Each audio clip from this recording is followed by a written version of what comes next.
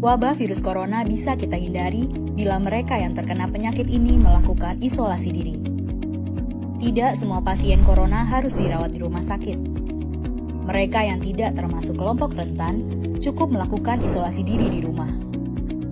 Protokol isolasi diri sendiri dalam penanganan COVID-19. Mengapa orang yang diduga tertular COVID-19 diisolasi setidaknya 14 hari? Gejala COVID-19 biasanya muncul dalam rentang 1-14 hari berupa batuk, demam, atau sesak nafas. Dalam selang waktu itu, kondisi orang diduga terinfeksi COVID-19 diisolasi dan dipantau di rumah sakit, rumah, atau tempat lain. Untuk memastikan infeksi, akan dilakukan tes beberapa kali. Apabila Anda bukan kelompok rentan seperti lansia atau memiliki penyakit kronis lain seperti diabetes, jantung, kanker, penyakit paru kronik, AIDS, penyakit autoimun, dan sejenisnya, maka Anda dapat secara sukarela atau berdasarkan rekomendasi petugas kesehatan melakukan isolasi mandiri. Apakah isolasi mandiri itu? Isolasi mandiri adalah upaya mencegah penyebaran COVID-19 dengan berdiam diri di rumah sambil memantau kondisi diri kita, seraya tetap menjaga jarak aman dari orang sekitar atau keluarga. Siapa yang perlu melakukan isolasi mandiri?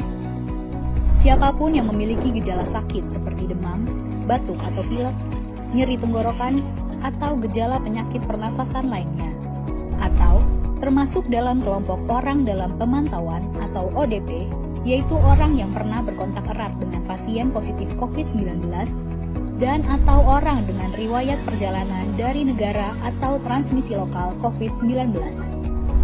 Berapa lama waktu isolasi diri? Setidaknya selama 14 hari sampai hasil pemeriksaan sampel di laboratorium diketahui. Apa yang perlu dilakukan saat isolasi mandiri? Tinggal di rumah dan jangan keluar, kecuali untuk mencari pertolongan medis. Sebisa mungkin, gunakan kamar terpisah dan selalu jaga jarak setidaknya 1 meter dari anggota keluarga lain. Selalu gunakan masker selama masa isolasi diri. Ganti masker secara rutin apabila basah atau kotor.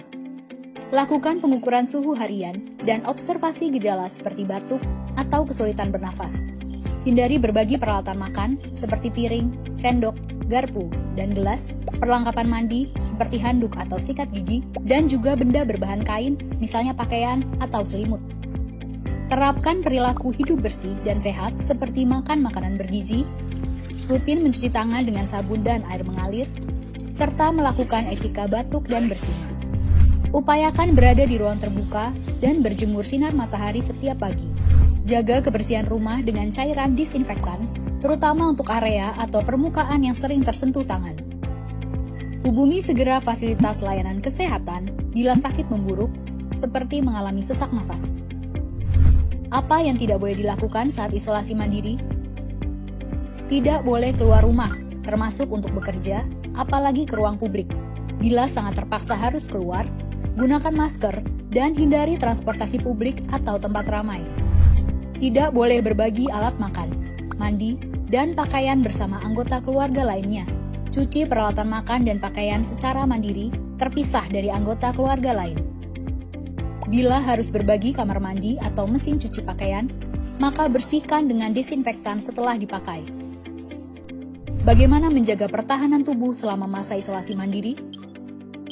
Tetap terapkan pola hidup sehat, antara lain dengan makan makanan bergizi seimbang, perbanyak buah dan sayur, istirahat yang cukup, lakukan olahraga ringan, dan hindari merokok atau minum alkohol.